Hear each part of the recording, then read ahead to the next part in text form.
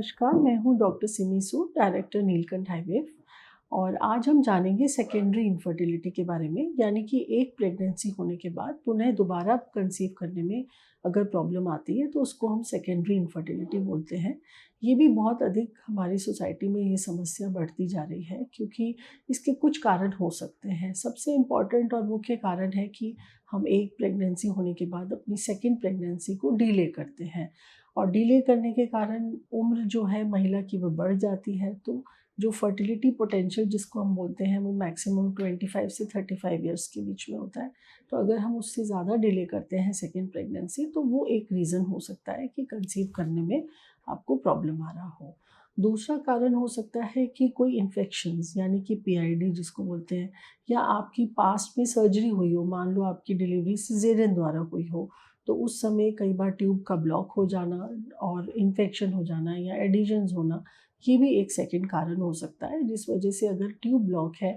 या tube editions हैं अंदर तो वो कंसीव करने में ऐसे कपल को प्रॉब्लम आएगी। तीसरा कारण हो सकता है कि जैसे पीसीओडी की समस्या, तो बहुत बार देखा जाता है कि जब पेशेंट हमारे पास सेकंड बच्चे के लिए आते हैं मिलने के लिए और हम उनके सारे इन्वेस्टिगेशंस कराते हैं तो पता चलता है कि महिला को पीसीओडी था, जो कि उनको पहले इस बारे में कोई जानकारी ही नहीं था कि फर्स्ट टाइम पीसीओडी तो पहले से भी रहा होगा, लेकिन फर्स्ट प्रेगनेंसी में कोई प्रॉब्लम नहीं आया क्योंकि उस टाइम एज कम थी, तो एग बनने की जो क्वालिटी और जो क्षमता थी वो अधिक थी। और पीसीओडी के कारण धीरे धीरे एग क्वालिटी भी कमज़ोर होती जाती है या ख़राब होती जाती है। तो जब सेकेंड प्रेगनेंसी के लिए उन्होंने कोशिश करी तो जांचों के दौरान पता चला कि पीसीओडी था। तो पीसीओडी एक मेजर फैक्टर है फीमेल्स में जो कि सेकेंड बच्चा होने में प्रॉब्लम कर सकता है।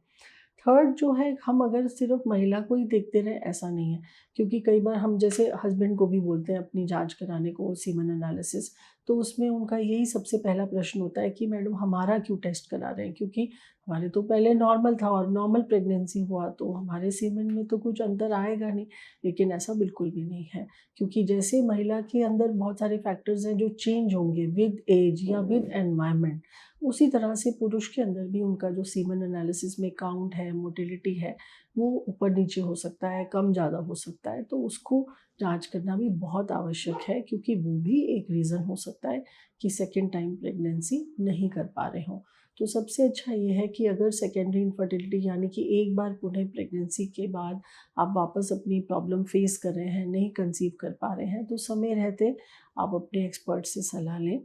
और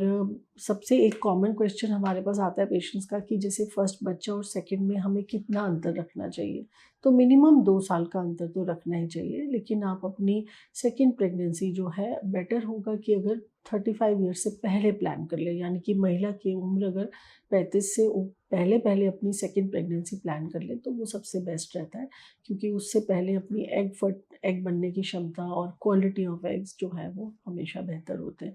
और लास्ट मैं ये कहना चाहूँगी कि लाइफ़स्टाइल, बहुत बार ऐसा होता है कि बहुत अधिक वेट गेन हो जाना, तो पहले बच्चे के बाद अगर अधिक वेट गेन हो गया तो वो भी समस्या कर सकता है प्रेगनेंसी करने में, जो कि मेल और फीमेल दोनों के लिए ये चीज़ अप्लाई होती है। तो आपका लाइफ़स्टाइल में कुछ ऐसा मेजर चेंज आया है, आपके वेट में कुछ चेंज आया है, तो वो भी एक कंट्रीब्यूटिंग फैक्टर होता है जिसमें कि सेकेंड टाइम कंसीव करने में प्रॉब्लम आ सकती है।